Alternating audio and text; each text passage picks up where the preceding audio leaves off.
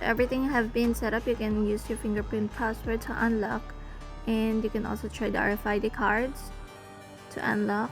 And before entering your 8-digit passwords, make sure to wake up first to Padlock. Click the unlock button and then type your 8 digits and click unlock again.